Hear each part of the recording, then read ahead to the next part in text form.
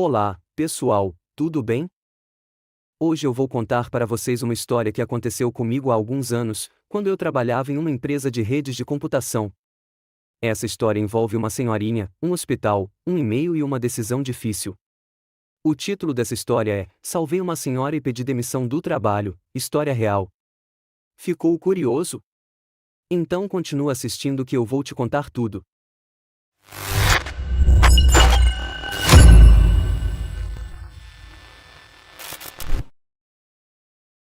Tudo começou quando eu estava fazendo faculdade de rede de computação e consegui um emprego em uma universidade. Era um trabalho nada tranquilo, mas que não durou muito.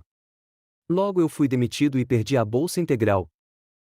Foi aí que eu comecei a procurar outro emprego na minha área. Eu não tinha muita experiência com redes, mas tinha muita vontade de aprender por ser minha formação. Foi então que eu encontrei uma vaga para trabalhar com rede de computação. Era um trabalho 100% com redes, o que era perfeito para mim. Eu fiz o processo seletivo e passei. Eu fiquei muito feliz, pois achei que era um presente divino no Natal. O meu primeiro dia de trabalho foi no dia 26 de dezembro. Mas eu não sabia o que me esperava. Durante esse emprego, eu tive a minha primeira experiência trabalhando com redes de computação. Eu aprendia na prática, sob pressão, e às vezes apanhava. Mas era divertido e desafiador. Eu tinha que lidar com clientes exigentes, problemas técnicos, equipamentos novos e situações inusitadas. Por exemplo, teve um dia que eu tive que mandar um técnico para a Rocinha, uma favela famosa do Rio de Janeiro, para consertar uma antena de transmissão de internet que tinha estragado. O problema é que naquele dia estava tendo uma operação policial na favela, com tiroteio entre policiais e traficantes. De um lado, eu tinha o cliente reclamando que queria a internet de volta. Do outro lado, eu tinha o técnico me mandando áudios do tiroteio em tempo real e dizendo que ele não ia subir na favela porque estava muito perigoso. Eu tinha que intermediar as coisas e tentar acalmar todo mundo. Depois de algumas horas de confronto, o técnico conseguiu subir e resolver o problema.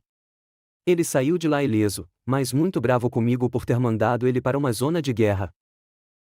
Outra história engraçada foi quando eu fui trabalhar no sábado.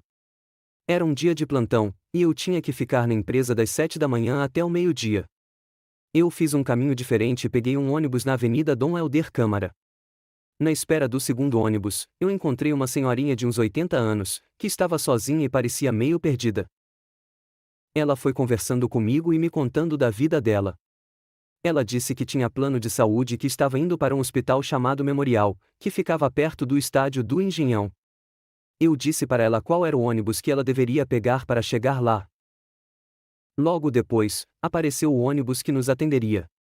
Eu corri para pegá-lo, pois estava ficando meio atrasado para ir trabalhar.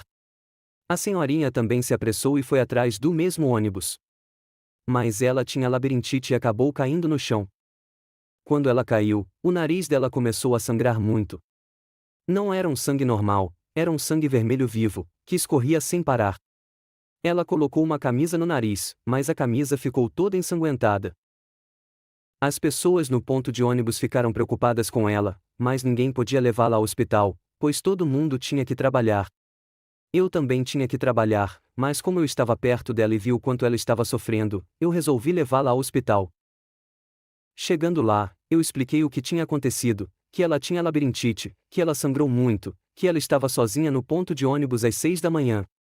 Eu mostrei a camisa dela toda ensanguentada e o atestado médico que ela tinha. As pessoas no hospital ficaram impressionadas com a minha atitude. Eles me aplaudiram de pé, me agradeceram muito, me chamaram de herói.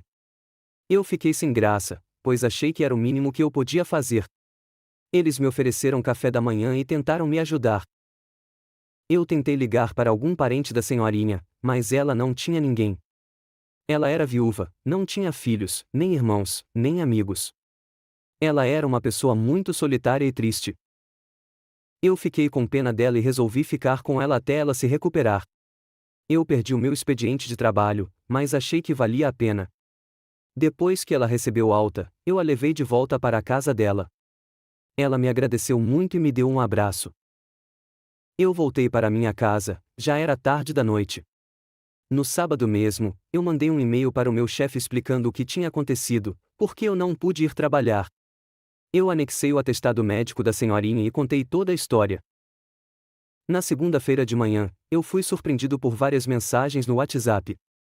Eram pessoas da empresa me parabenizando, me elogiando, me chamando de herói. Eu achei estranho, pois não tinha contado para ninguém o que tinha acontecido. Foi aí que eu descobri que todo e-mail que eu mandava dentro da empresa era replicado para todos os funcionários, até o cachorro hahaha. Isso era um mecanismo implantado dentro do e-mail da empresa, que eu não sabia que existia. Então um e-mail de justificativa que era para ser privado virou público e todo mundo ficou sabendo da minha história. Graças a Deus que eu só mandava coisas referentes ao trabalho. Mas essa história não termina aqui. Essa foi apenas uma das aventuras que eu vivi nesse emprego. Eu comecei a trabalhar como analista de NOC, que era o setor de monitoramento das redes. Eu aprendi as coisas enquanto trabalhava, mas também sofria muita pressão.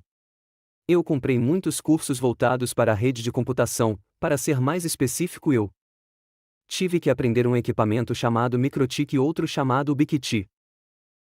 Foi um período incrível de muito aprendizado e muita porrada. Eu trabalhava com redes voltadas para empresas, então qualquer problema era grave e urgente. As coisas só deixaram de ser legais quando as duas pessoas mais experientes da empresa resolveram sair. Uma pediu demissão e outra entrou em depressão. O dono da empresa viajou para os Estados Unidos e me deixou sozinho na empresa, sendo o único responsável técnico. Eu não tinha nem 2 meses de experiência e tinha que resolver tudo sozinho. O dono da empresa também era uma liderança técnica, ele sabia como trabalhar com redes, mas ele estava fora do país. O que aconteceu foi que as coisas foram estourando, a cobrança foi cada vez mais forte em cima de mim, os problemas foram se acumulando e eu não dava conta de tudo.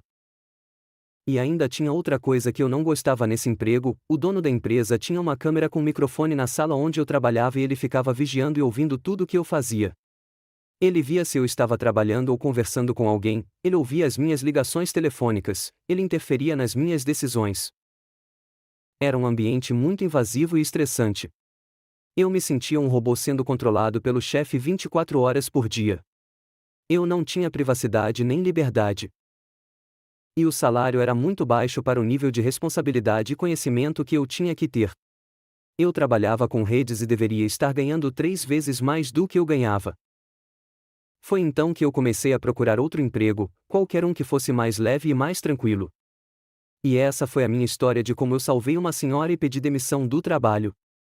Eu espero que você tenha gostado, que tenha se emocionado, que tenha aprendido alguma coisa. E você, já passou por alguma situação parecida?